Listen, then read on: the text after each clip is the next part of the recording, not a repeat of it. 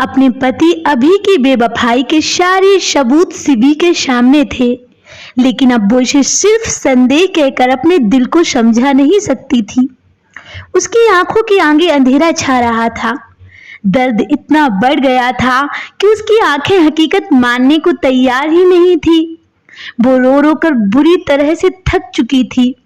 फिर भी उसने होश संभाला और सोचने लगी कि उसके बच्चे स्कूल से आने वाले हैं, इसलिए उसे कैसे भी करके खुद को समेटना होगा। वो जिल्लत उसने झेली है, उसकी आज भी वो अपने बच्चों तक पहुंचने देना नहीं चाहती थी। उसने अपने आंसू पोंछे और बड़ी हिम्मत से घर का सारा काम किया और फिर रात में सबको खाना खिलाकर बच्चों को सुलाकर अपने कमरे में चली गई। और फिर अपने रूम में पहुंचते ही उसने अपने मोबाइल पर वो वीडियो चलाकर अभी के सामने रख दिया। वीडियो देखने के बाद अभी हक्का बक्का रह गया। उसे शिवी की आंखों से अंगारे साफ दिखाई दे रहे थे। उसने अपनी पलकें झुका ली और फिर दोनों हाथों से अपना चेहरा ढककर बेहाल सा बेड पर बैठ गया। तब शिवी गुस्से भरे स्वर में बोली, यही दिन दिखाने के लिए तुमने मेरे से शादी की थी? मेरी जिंदगी बर्बाद करने वाले घटिया इंसान, क्या अब भी तुम यही कहोगे कि ये सिर्फ मेरा शक है? तब अभी शिवी को प्यार से समझाते हुए बोला, शिवी ऐसा नहीं है, तुम जैसा सोच रही हो वैसा बिल्कुल भी नहीं है। और मैं सिर्फ इतना कहना चाहता हूँ, मेरा यकीन मानो, हमारा रिश्ता इससे आगे नहीं बढ़ा था और जो कुछ इस वीडियो में दिख रहा है वो केवल एक कमजोर पल था। हम चाहते ही नहीं थे इस तरह। अभी अपनी बात को पूरी कर पाता कि तभी शिवी बीच में बोल पड़ी, क्या नहीं चाहते थे और किससे आगे नहीं बढ़ा तुम्हारा रिश्ता? शिवी में पूरी बात सुनने का बिल्कुल भी सब्र नहीं था। उसकी सारी हिम्मत खत्म हो चुकी थी। शिवी मेरी बात सुनो पूरी। अभी का स्वर दयनीय था, वो बहुत बेचैन हो रहा था। तब शिवी बोली, तुम किस मिट्टी के इंसान हो? उम्मीद कैसे कर सकते हो कि इस तरह का वीडियो देखने के बाद भी मैं तुम्हारे साथ? कहते कहते शिवी सिसक सिसक कर रोने लगी।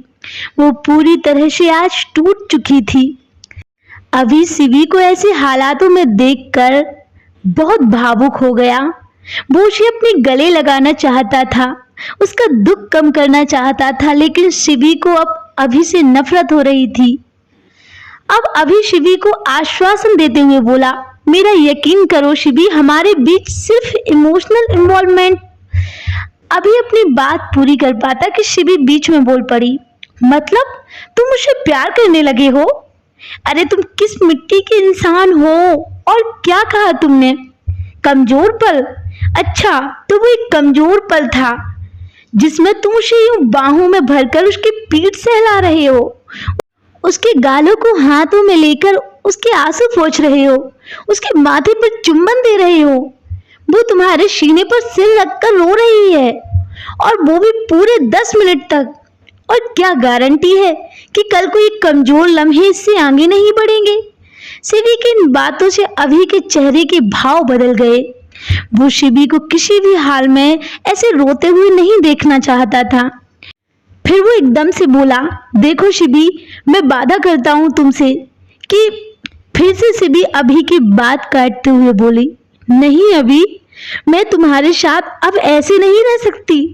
मैं नहीं जी पाऊंगी इतनी घुटन में। कहते हुए शिवी बेड पर आकर एक तरफ लेट जाती है। शिवी की बातें सुनकर अभी बहुत परेशान और दुखी हो गया, लेकिन वो चाहकर भी शिवी को कुछ समझा नहीं पा रहा था।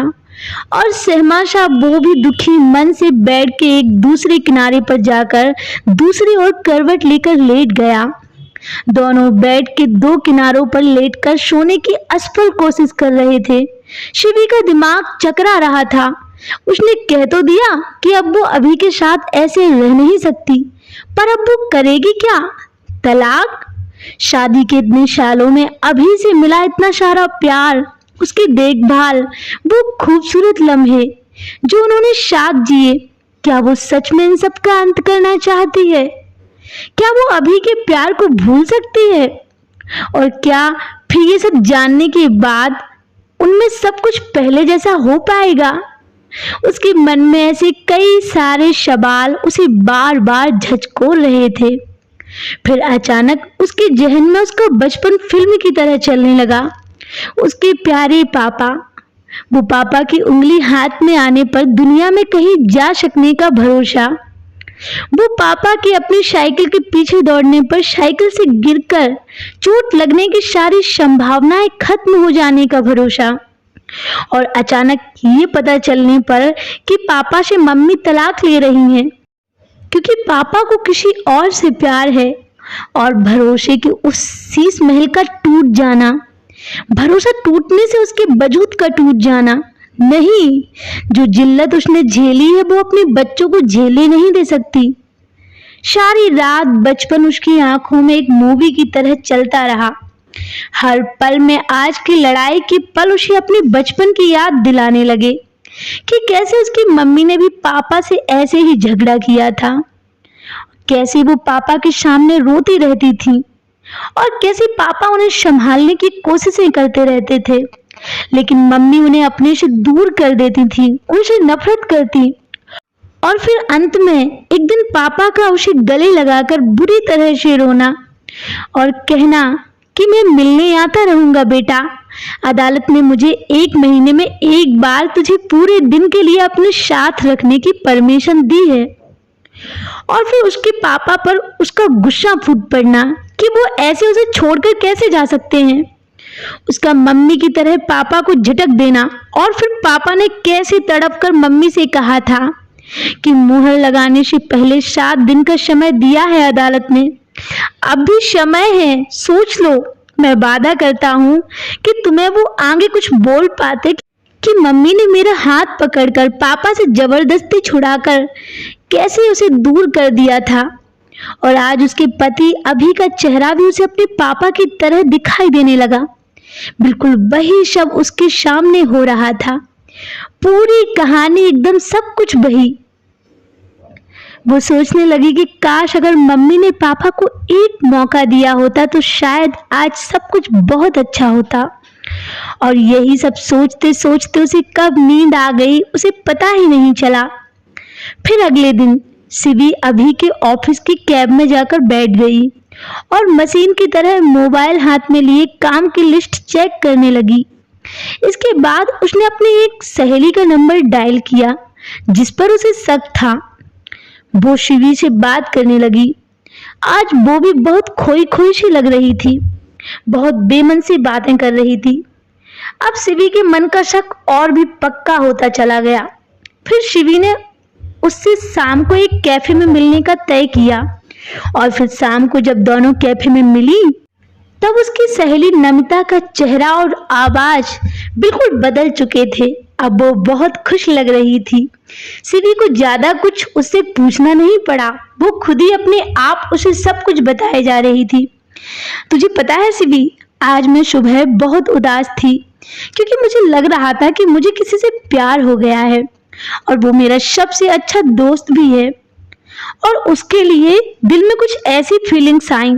फिर इत्तेफाक से हमने कुछ समय उसके साथ बिताया, लेकिन उसके बाद से तो मेरा मन पूछी मत, कितना गिल्ट भर गया है मेरे मन में। यार वो शादीशुदा है, I mean, कोई ऐसा वैसा काम नहीं किया हमने, तो तू ऐसे वैसे मत सोचना। तब शिवी थोड़ा कठोर शब्दों में बोली, अच्छा फिर दिन भर में ऐसा क्या हुआ कि तेरी सारी उदासी, सारा गिल्ट हवा हो गया? शिवी का शब्द अब जवाब दे रहा था। शिवी को अब नमिता पर बहुत गुस्सा आ रहा था। नमिता आगे बोली, अब देख मैं भी कितनी बेवकूफ हूँ कि मुझे एक शादीशुदा इंसान से ही प्यार हो गया। अब शिवी के गाल जैसे तपने लगे और आवाज तो चीखने जैसी हो गई, पर नमिता का ध्यान उसके लहजे पर बिल्कुल भी नहीं था। वो अपनी धुन में बस बोले जा रही थी। वो आगे बोली, हुआ यूं कि एक दिन मैं अपने ऑफिस में छुट्टी होने के बाद अकेली बैठी बहुत रो रही थी क्योंकि मेरी माँ हॉस्पिटल में एडमिट थी और वो बहुत बीमार थी। तो मेरे अंदर बहुत दुख भरा हुआ था।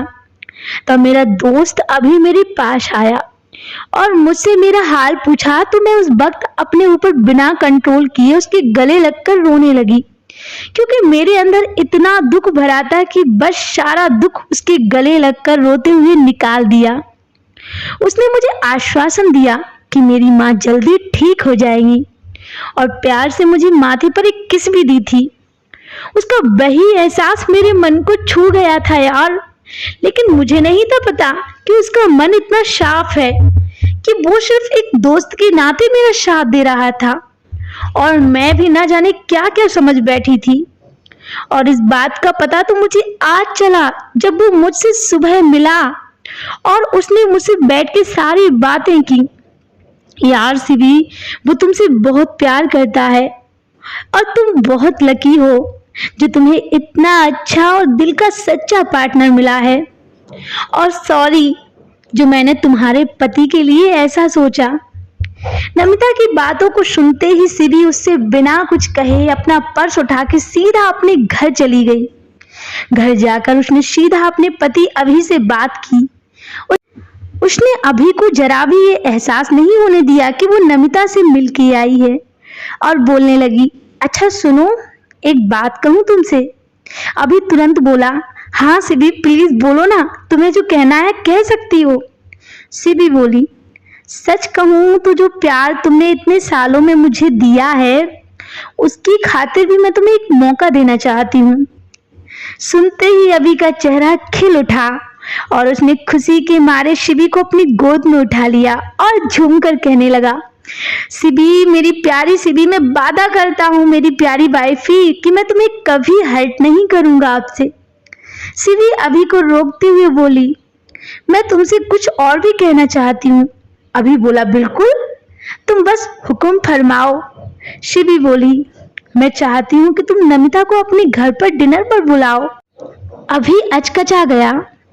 उसने अपनी आश्चर्य और संदेह भरी निगाहें सिबी पर टिका दी। तब सिबी जोर से हंसने लगी और वो अभी के जोर से गले लग जाती है।